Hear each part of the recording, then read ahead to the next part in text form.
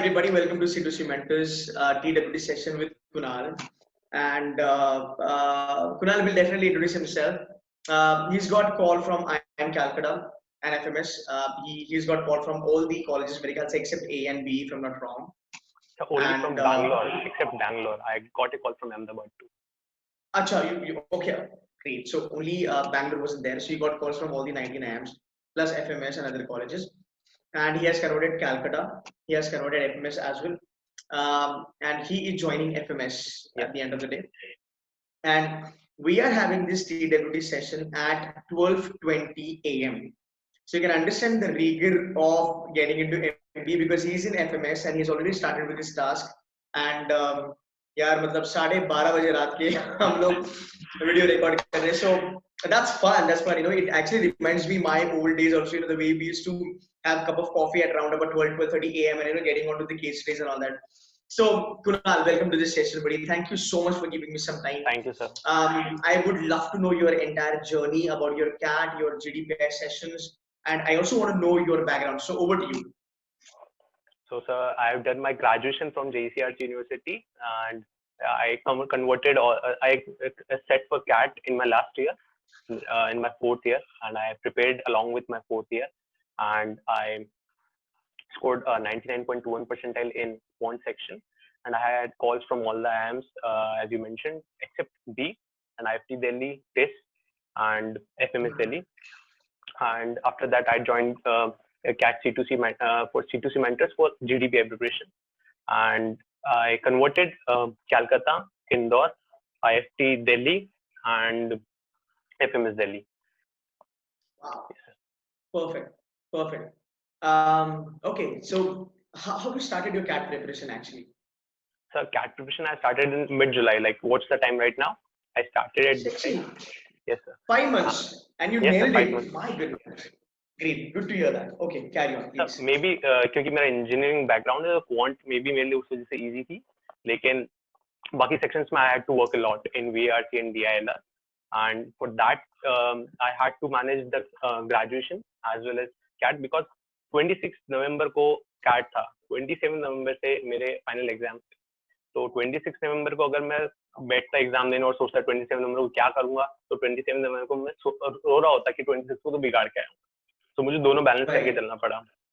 और इसके लिए sir I had to make sir एक रूटीन था. इट वाज अ रिचुअल कि मुझे 3 बजे उठना है, तो उठना है सुबह 3 बजे उठ के 3 घंटा क्या VARC, DILR और क्वांट के 1-1 घंटा दिया.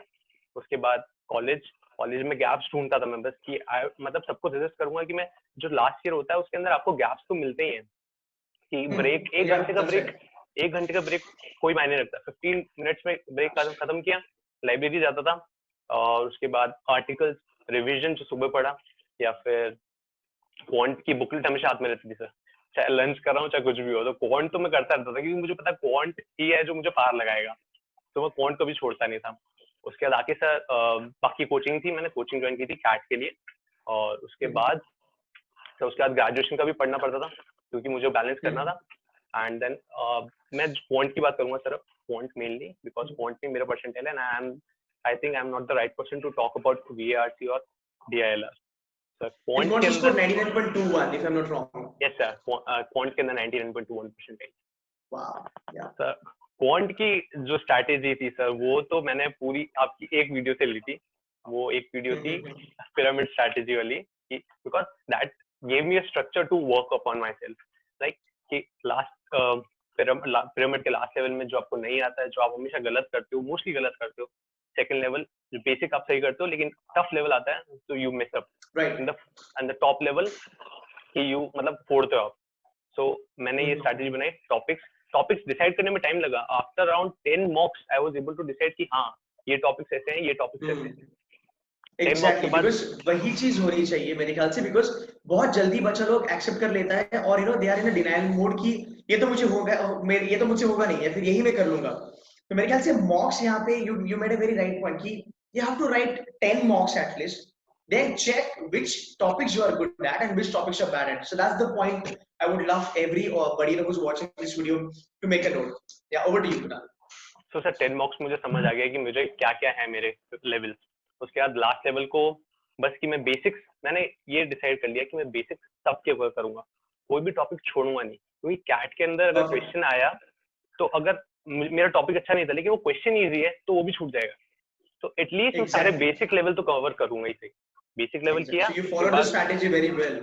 Yes Cool. उसके बाद बेसिक लेवल करने के बाद सबको जो एडवांस लेवल नहीं होते थे एडवांस लगाता था, और जो टफ जो मेरे को अच्छे से आता था जो टॉप लेवल था तो उसको छोड़ा नहीं, उसके मैं सेक्शनल्स लेता रहता था कि टू सी कि मैं हाँ सही कर रहा हूँ। एंड सर बाकी टोटल स्ट्रैटेजी जो अटेम्प्ट जो मैं लास्ट डे डीडे पे करने वाला हूँ, ये स्ट्रैटेजी बनी मेरी आफ्टर 15 मॉक्स। मैंने सबकी सुनी कि भाई ये ऐसे करो वैसे करो, उसके बाद जो मेरे लिए काम किया उसको मैंने रख लिया, जो काम नहीं किया उसको हटा दिया। फाइनल डे के लिए मेरे पास खुद की स्ट्रैटेजी थी कि हाँ मुझे ऐसे करना है कि फर्स्ट राउंड इतनी देर में, सेकंड राउंड इतनी देर में। एक स्पेशल थिंग जो मतलब मे बी मेरे लिए काम की कि मैं क्वेश्चंस को आधा पढ़ता था, और आधा पढ़ने का during my preparation I used to decide कि यार मैं आगे ये इसको कर पाऊंगा या नहीं कर पाऊंगा, और मैं डिसाइड करता है हाँ ठीक है कर पाऊंगा या नहीं कर पाऊंगा, उसके बाद तो मैं करता ही था। इससे मेरा क्या हुआ कि मैं जब क्वांट के क्वेश्चन, मैंने बाकी सेक्शंस की तरह पूरे क्वांट पेपर में एक साथ नहीं जाता था कि सारे क्वेश्चंस देख लिए टिक किए कि कौन से करूंगा, नहीं, फर्स्ट क्वेश्चन उठाया, आधा पढ़ते हुए समझ आ जाना चाहिए कि मैं होगा या नहीं होगा, कौन से टॉपिक से। इसके बाद वो हुआ तो मतलब अगर हो जाएगा तो अटेम्प्ट किया, नेक्स्ट पे चला, नहीं होगा नेक्स्ट पे चला। फर्स्ट राउंड 30-35 मिनट्स में कंप्लीट हो जाना चाहिए। वो करने के बाद फिर मैं क्वेश्चंस पूरे पढ़ता था कि अब अगर कोई सेकंड लेवल या फर्स्ट लेवल में से कोई बच गया मुझसे, then I will go for that. And last 5 to 10 minutes were the maximizing round for me. Like कि score maximize करना है, भले 3 मिनट लग जाए 4 मिनट लग जाए लेकिन एक कम से कम करेंगे।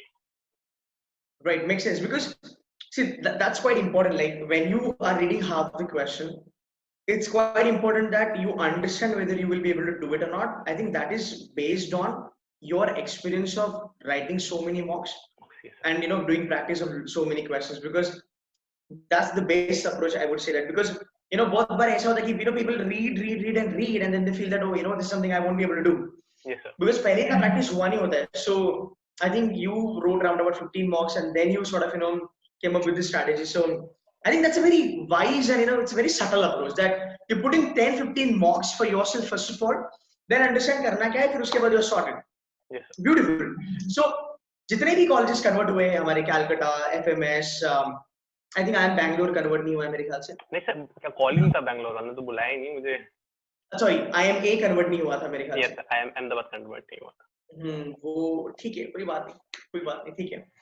And I think you converted all the other colleges. So the best call Calcutta and FMS में अगर definitely IIM अहमदाबाद हो जाता तो सवाल ही नहीं पैदा होता, A में ही चले जाते हम. तो फटाक से हाँ बोलते हैं.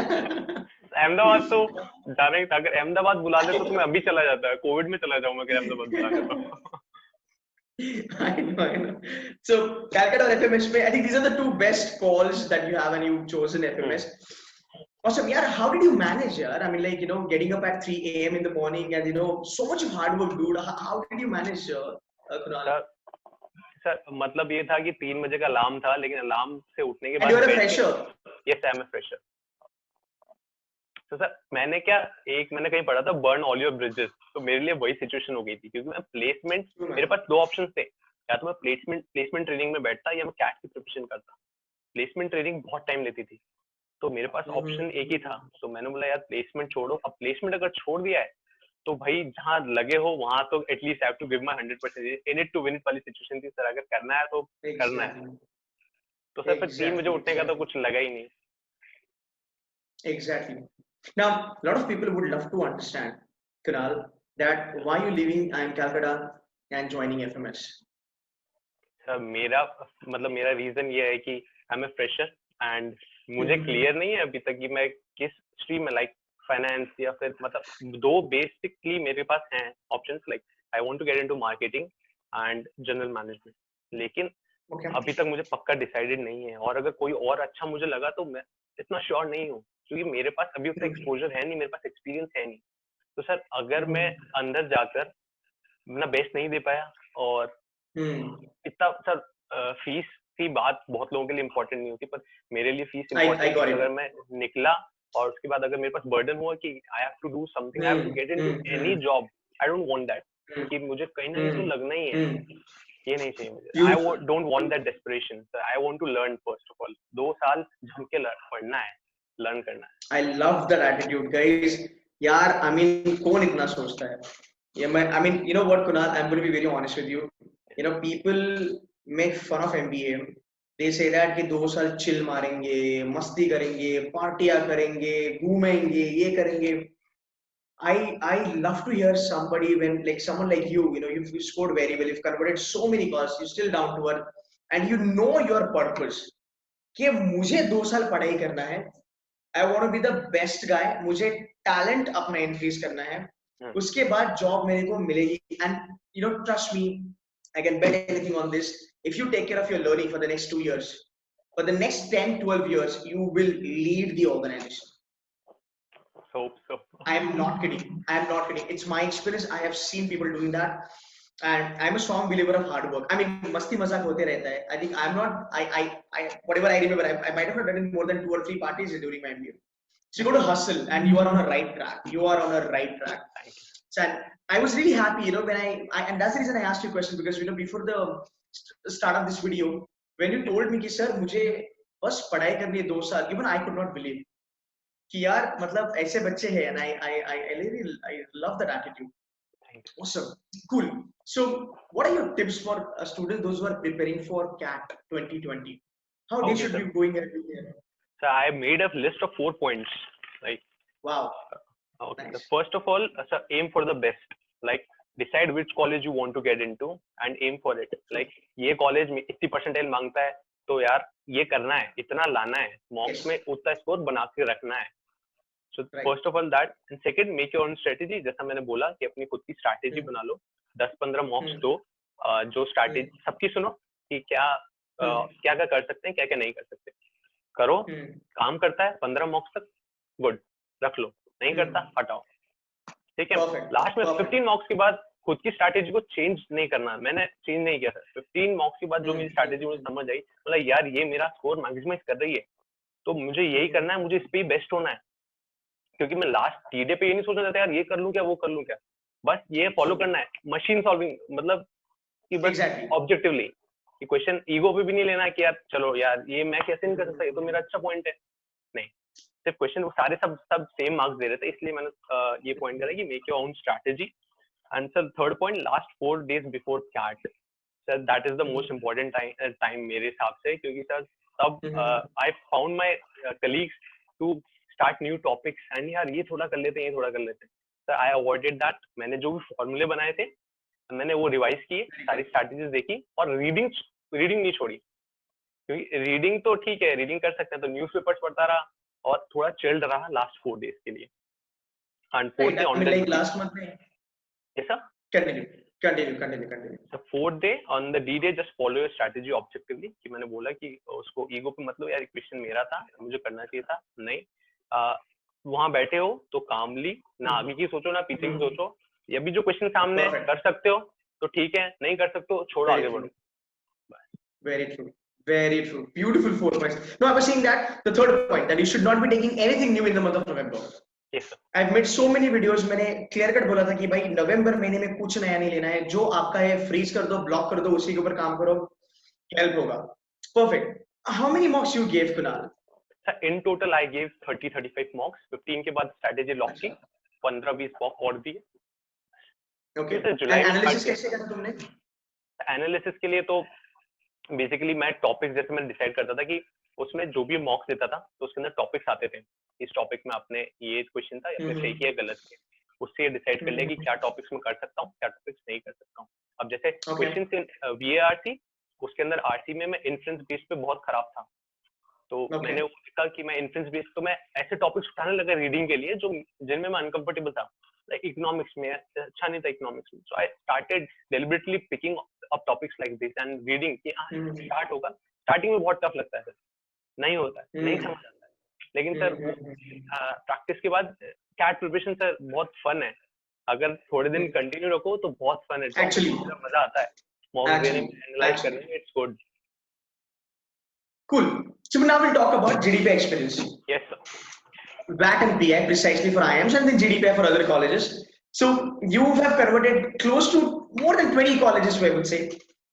कैसे तुम्हारा GDPI का पूरा जर्नी रहा, कैसे यू नेल्ड एवरीथिंग? चलो IIM छोड़ते हैं, थोड़ा एक्सेप्शन था, बी का कॉल नहीं आया था, छोड़ो. But यार, getting into FMS is actually, you are not far away from IIM ABC.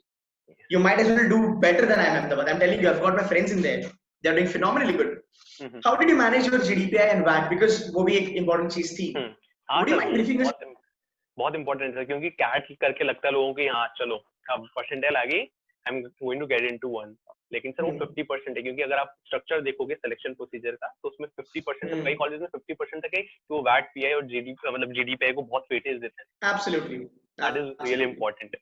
तो सर जनवरी फर्स्ट वीक में कॉल्स आने लग गई थी, एंड तब मैं हैदराबाद मूव हुआ था मेरी इसरो इंटर्नशिप के लिए.